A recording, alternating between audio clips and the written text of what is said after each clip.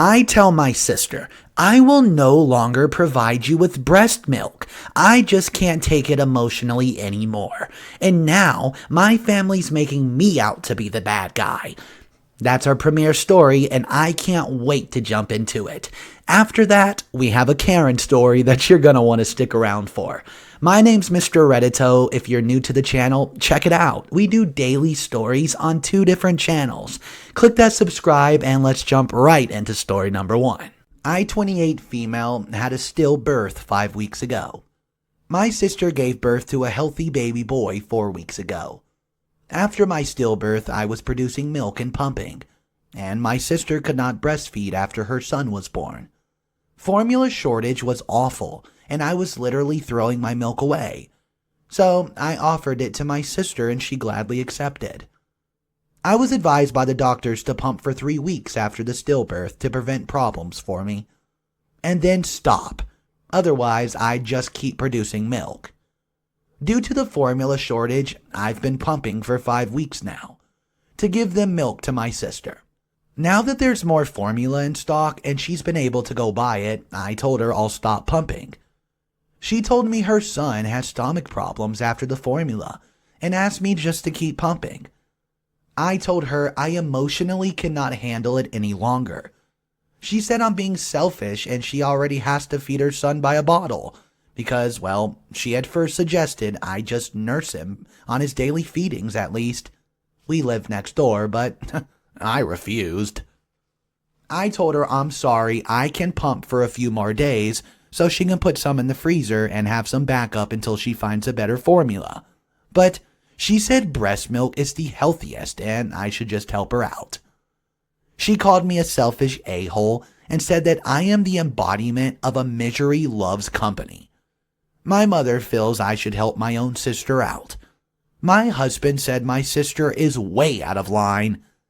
I feel really awful because I could still help her out, and I know she needs it. This story was so sad. OP was dealing with a stillbirth and was trying to grieve. And here comes her, I'll even say it, evil sister, who's begging her to have her breast milk. I'm going to agree with OP's husband and firmly say, not the a-hole. There was a comment that caught my attention. It says, not the a-hole. Your husband's right. You should not be bullied into continuing your milk production and then pumping when this is time for you to grieve. You were kind enough to continue for 2 additional weeks. She needs to be grateful and move on. Okay guys, I would love to hear your opinion on this story, so drop it in the comment section down below and we'll check out the next story now. People get crazy on Fridays trying to get all their shopping done and get home in time to cook dinner. If you can avoid this time coming to the store, please do so at all costs. I always told people after this day, the reason Thursdays are hell is because we get all the customers who don't want to come here on Friday. Now, this was early on an evening on Thursday, at a time where the store is absolutely jam-packed. We had 10 checkout lines open, and every line had at least 6 to 7 people. Basically, if you're stuck with a slow cashier, there's nowhere else to go unless you have 10 items or less. Everything's going well until I get a customer with 2 shopping carts full of items, mostly non-perishable items, and these are the very large carts you find in big stores in the US, like Walmart. I found out later he buys this for a community center in his neighborhood, and he fills up their pantry twice a year. Nice guy. He greeted me very politely, then said the most dreaded words I could hear all night. This will be a delivery. Just a quick break from the story to explain what this dreadedness was. When we get a delivery, the cashier would call a helper from the store to bag the groceries. Usually people do their own bagging.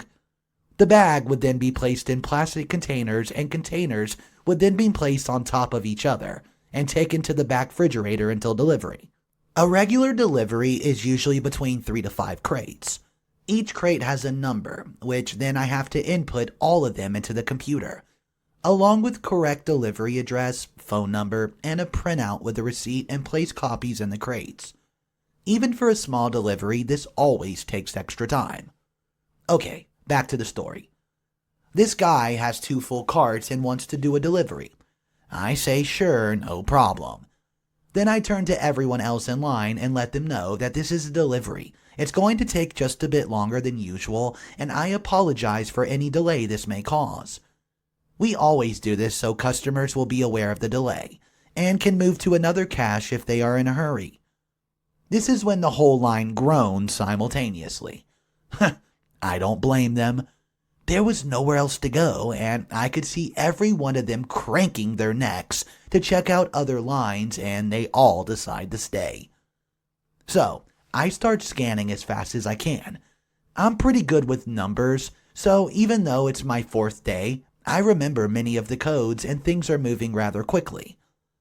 I get to a point where the bagger can't keep up all the items, and the area to the left of me where I placed all the scan items is just a mountain of cans and bag of chips and whatnot.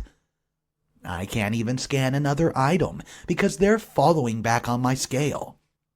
At this point, I stop and ask if he wants help bagging. The customer and the bagger are both appreciative, and I help them bag just for a few minutes. Just enough to clear some space so I can continue scanning. This happens every few minutes. It gets full, I stop to help, clear some space, then keep scanning. This is where the Karen comes into play. She's maybe in her 40s, long brown hair, and looks nothing like a Karen. Except for the whole way she's standing. With one hand on a hip that extends so far to the side, I wasn't even sure how she's still standing. She's in my line, about 5 to 6 people in front of her still. This is the conversation that followed. Hello, what are you doing?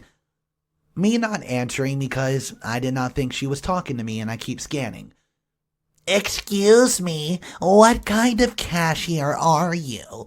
Why aren't you doing your job? Stop being lazy and do your job. She's screaming at me now. I'm sorry, ma'am. I'm just trying to... That's not your job. You're a cashier. Do your job. Do your job. I realize now, after reading so many stories online, that this would have been a perfect time or a chance for some malicious compliance. I'm sure some of you hope that I did just what Karen wanted. Too bad I did not know about it then, or that it was only my 4th day on the job. That's not what happened. Although I dream sometimes that I did just that. Sit back and sip my coffee until the space cleared for more scanned items. You know, be a cashier next time. I continue to say, I'm just helping to move things faster. If this is a problem or you're in a hurry, feel free to move to another line. I'm sure another cashier will be more than happy to serve you. I may sound like I'm the a-hole with this line, but I said it really nice and not sarcastic. Obviously, it did not help. Karen, not listening, and having none of it, says, Just do your damn job. You're a cashier. What is wrong with you? Are you stupid? Should you be fired? I stop listening at this point and don't answer, as I'm still helping to bag and scan as fast as possible, knowing it's not going to help anyways. However, I see one of my managers, let's call him Joe. Joe walks up to Karen. Joe's great, by the way, always helping the workers. What seems to be the problem? Your cashier is awful. She's lazy and she's not doing her job. You should fire her. Tell her to do her job. She's not doing it. She repeated that a few more times like a broken record. Joe looks over at me for a second, understands exactly what's happening, turns to Karen and says, Can't you see she's just trying to help? She's trying to make things go faster. Now, Karen starts screaming words, I'm assuming, but I couldn't really make them out. She was practically foaming at the mouth. Joe tries to calm her down by explaining how me bagging items is actually helping, and this makes Karen even more irate, if you can believe it. Spit flying from her mouth, arms flailing, screaming like a banshee. Suddenly, I notice an older woman, nice old lady, must have been around 80 or something, trying to get Karen's attention by tapping her on the shoulder. It takes a few tries, but she finally gets her attention and spins her around by her shoulder. Hey, Karen. Karen, excuse me, Karen. What? Your daughter's crying. This is when the entire store seemed to have stopped talking all at once, like someone pressed a mute and turned off the volume. The sea of people in front of me parts a bit, and we all looked down to see a little girl, who could not have been older than 4, clutching her mother's thighs, bawling her eyes out, snot coming out of everywhere and hyperventilating. This girl was terrified. I can't blame her. Seeing her mother going off like that must have been terrifying. And she has no idea what's happening. She's in a huge store where she knows no one, and she's practically invisible. The silence lasted an entire 2 seconds, because that's when Karen started yelling at Joe. Look what you did. You and your stupid, lazy cashier made my daughter cry. And a bunch of other crazy sounds that were perhaps supposed to be words. Things happened in slow motion for the next few seconds. She starts to swing towards Joe. Joe's not a big guy, but he's bigger than Karen. That's for sure. And he's not easily intimidated. It's not his first Karen. She would have decked him right in the face if the old lady had not grabbed her in her bear hug to stop her. Yes, she did. And I had to pick up my jaw off the floor. At that point, other customers got involved trying to peel off the older lady from Karen and stop Karen from trying to kill Joe, and from Joe trying to kill Karen because she was fuming by then.